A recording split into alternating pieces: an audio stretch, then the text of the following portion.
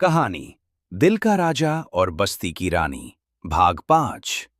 आर्यन और महक की जिंदगी में सब कुछ सही चल रहा था। तभी एक दिन आर्यन के ऑफिस में एक शख्स आता है जो हूबहू आर्यन जैसा दिखता है। उसका नाम है वरुण।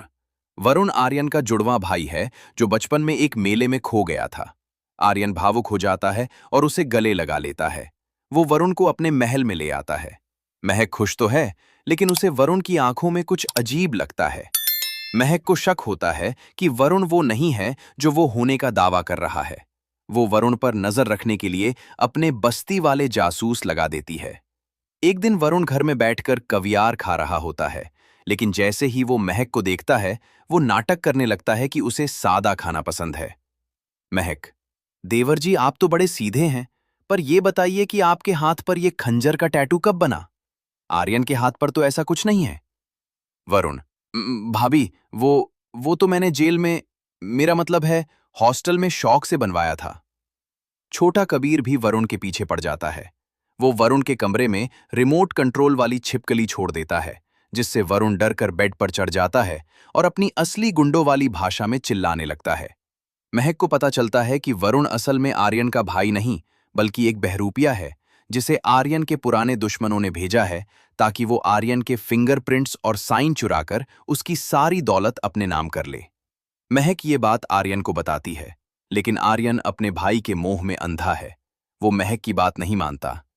आर्यन: महक, तुम शक कर रही हो, वो मेरा खून है। महक: खून होगा तुम्हारा, पर नीयत उसकी गंदी है। मैं साबित करके दिखाऊंगी। वरुण आर्यन को धोखे से एक सुनसान जगह पर ले जाता है और उसे नशीली दवा पिलाकर बेहोश कर देता है। वो आर्यन के कागजों पर अंगूठा लगवाने ही वाला होता है कि तभी वहां एक बुलेट मोटरसाइकिल की आवाज गूंजती है। महक अपनी पुरानी बस्ती वाली गैंग के साथ वहां पहुंचती है। उसके हाथ में क्रिकेट का बैट है।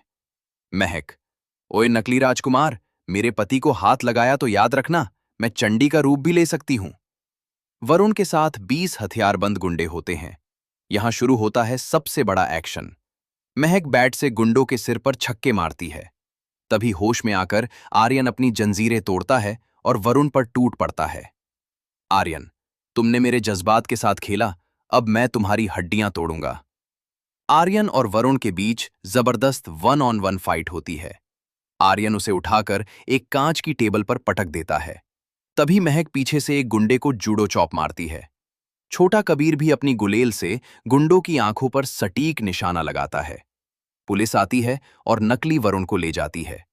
आर्यन को अपनी गलती का एहसास होता है। वो महक के सामने हाथ जोड़ता है। आर्यन: सॉरी महक, तुमने सही कहा था, दौलत से ज्यादा कीमती समझदारी है। तभी पुलिस ऑफिसर एक बूढ़ी औरत को लेकर आता है। वो औरत बताती है कि असली वरुण सालों पहले मर चुका था और ये आदमी बस उसका चेहरा इस्तेमाल कर रहा था। शाम को आर्यन अपनी सारी वसीयत महक और कबीर के नाम कर देता है। आर्यन: महक, आज से इस साम्राज्य की असली मालिक तुम हो। महक: मालिक वालिक छोड़ो साहब, चलो घर चलते हैं। आज बस्ती में सत्यनारायण की कथा है और तुम्हें वहां प्रसाद बांटना है। आर्यन मुस्कुराता है और अपनी रॉल्स रॉयस छोड़कर महक के साथ उसकी स्कूटी पर बैठकर बस्ती की ओर निकल जाता है। दी एंड। क्या आप चाहते हैं कि कबीर बड़ा होकर एक नया नायक बने और कहानी का पार्ट 6 नेक्स्ट जनरेशन शुरू हो?